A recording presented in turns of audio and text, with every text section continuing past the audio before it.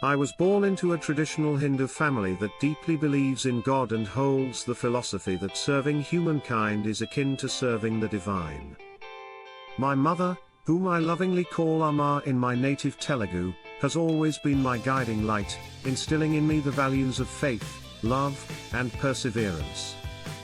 Growing up, I completed my schooling, college and undergraduate degree in civil engineering from Geetam Institute of Technology and Management, Geetam, Visakhapatnam. Later, I pursued my master's and began my career as a software consultant. Life was moving forward, but Amma had an important question for me: are you ready for the next step in your journey, marriage? And so, the process began. In the traditional Indian way, we prepared a biodata, captured my best pictures, and uploaded them on matrimony sites, sharing them with close circles in hopes of finding the right match. This was the beginning of my arranged marriage journey, back in 2011. The search for a life partner. The process was meticulous, reviewing profiles, checking compatibility, aligning astrological stars, and of course, considering the thoughts of family members. Some matches didn't work out because of personal differences, some due to parental preferences, and some simply because fate had other plans. But then, one day, a match appeared. Her name was Madhuri. The first impression. Instant spark. Butterflies in my stomach. A feeling I couldn't quite explain, but one that I knew meant something special. The traditional steps followed. 1. Biodata exchange and pictures. 2. The initial talk, calls and video chats. 3. First meeting of families. 4. Final parental discussion and wedding plans. 5. Engagement and wedding day. Madhuri and I connected well, sharing multiple voice and video calls. As we expressed our mutual interest to our families, excitement grew. By this time, I had completed my master's and was working as a civil engineer in Minneapolis, Minnesota. A proposal that never happened. My Amma, along with a few family friends and an aunt, traveled to Madhuri's home to formally request her hand in marriage. Everything seemed to be falling into place. After a successful first meeting, my mother and aunt took a train back from Hyderabad to Visakhapatnam. Then, the unexpected happened. As I woke up on Monday morning in Minneapolis, I saw a message from Madhuri: "Sorry, we couldn't proceed further." My heart sank. I froze, hoping it was a joke. I immediately called her.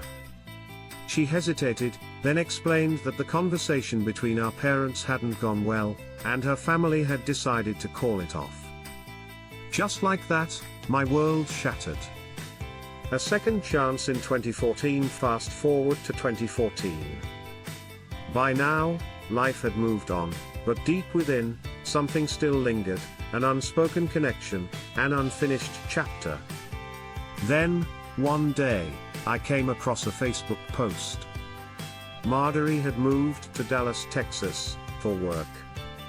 Coincidentally, I was planning a surprise trip to Hyderabad, India, but seeing her post changed everything. A few messages were exchanged. Conversations reignited. And this time, I took a leap of faith and asked Madhuri if we could meet. She agreed. A week before her birthday, I booked my flight to Dallas. Excitement and nervousness coexisted in my heart. However, fate decided to test my patience. The flight got delayed. Instead of our planned dinner at 6:30 p.m., I landed close to midnight. Yet, the moment remains fresh in my memory, even after a decade. I waited eagerly, eyes scanning the arrivals with a wide-angle focus, searching for her. Then, she appeared, walking towards me. Her loosely hanging hair, a white-black polka-dotted skirt, and that adorable dimple on her chin when she smiled. She was breathtaking. skydiving and a leap of faith the next day. We had something thrilling planned, skydiving. It was Madhuri's idea, inspired by her best friend's accomplishment. I had my reservations, but how could I say no? We boarded a single-seater flight, each of us harnessed to an instructor. As we ascended, my mind raced, my hands gripping every bit of metal I could hold onto. Madhuri, sitting across from me, smiled and casually asked, "Are you doing okay?"